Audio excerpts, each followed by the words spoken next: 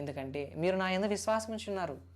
ఇప్పుడు నా యందు విశ్వాసం ఉంచుచున్న మీకు స్థలాన్ని సిద్ధపరచ వెలుచున్నాను. అక్కడ నా తండ్రి యొద్ద స్థలాన్ని సిద్ధపరచడానికి వెలుచున్నాను అంటే యేసుక్రీస్తునందు విశ్వాసం ఉంచి భక్తి కలిగి ఎవరైతే జీవిస్తారో వారందరికి కూడా ఏముంటుందంట? స్థలము. ఈ లోక స్థలము కాదు, ఈ లోక స్థలము కాదు, ఈ లోక నివాస స్థలము కాదు, అది తండ్రి యొద్ద ఉన్నటువంటి నివాస స్థలము. దాన్ని మనం స్వతంత్రించుకోవాలా. ఇప్పుడు చాలామంది మన పితరులైన వారందరూ మరణించారు.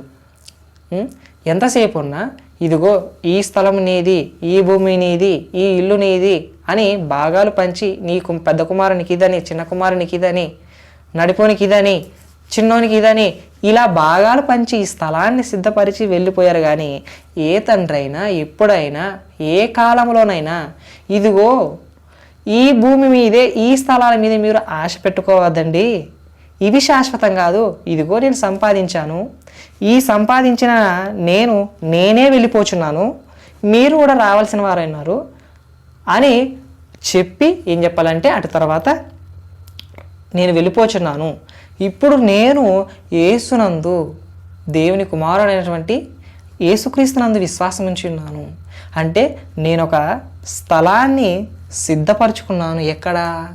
పరలోకములు తండ్రి యొద్ద నా నిమిత్తము యేసుక్రీస్తు వారు స్థలాన్ని సిద్ధపరిచారు. ఎందుకు అంటే నేను ఆయన విశ్వాసం ఉంచి ఉన్నాను.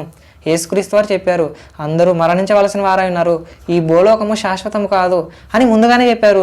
అంటే నేనేం చేయాలా? యేసుక్రీస్తునందు విశ్వాసం ఉంచితే ఆయన నాకు స్థలాన్ని సిద్ధపరుస్తాడు. మీరు కూడా ఏం చేయాలి? ఇప్పుడు నా వలె క్రీస్తునందు విశ్వాసం ఉంచండి. అలా విశ్వాసం ఉంచినప్పుడు మీకు కూడా పరలోకమున ఉన్నటువంటి యేసుక్రీస్తు వారు స్థలాన్ని సిద్ధపరుస్తారు. ఇలా ఏ తండ్రి అయినా ఎప్పుడైనా ఎవరికైనా చెప్పాడా?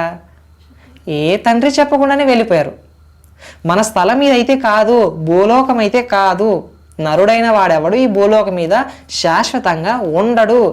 ఈ స్థలము శాశ్వతం కానప్పుడు శాశ్వతమైనటువంటి స్థలం అక్కడ ఉంది అని ఏ తండ్రి చెప్పాడా? ఏ తండ్రి చెప్పకుండానే కొంతమంది త్రాగుబోతులుగా, వ్యభిచారులుగా చనిపోయిన తండ్రులు ఉన్నారు, కుమారులు అలా తయారయ్యారు. అంటే తండ్రులైన వారు ముందుగానే ఏం చెప్పాలా? మనకు పరలోకంలో స్థలం ఉందిరా నాయనా, అది మనకు శాశ్వతం.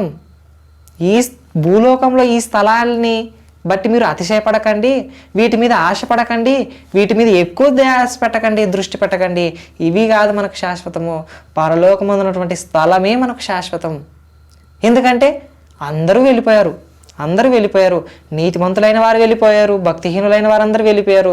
కానీ ఇక్కడ యేసుక్రీస్తు వారు ఏం చెప్తున్నారంటే, క్రీస్తు నా యందు విశ్వాసం ఉంచిన వారికి నేను వెళ్ళి స్థలాన్ని సిద్ధపరుస్తున్నాను, ఆ స్థలంలో మీరు ఉండాలి. నా యందు విశ్వాసం ఉంచుతున్న వారందరూ ఎక్కడ ఉండాలా? నా తండ్రి ఇంట ఉండాలి. అక్కడ శాశ్వతమైన నివాస స్థలము ఉంది. అంటే మనం ఇప్పుడు మన పిల్లలకి ఏం చెప్పాలా? ఇదిగో మీ ఇల్లు ఇది, మీ చేను ఇది, మీ పొలం ఇది అని ఇవి చెప్పరాదు.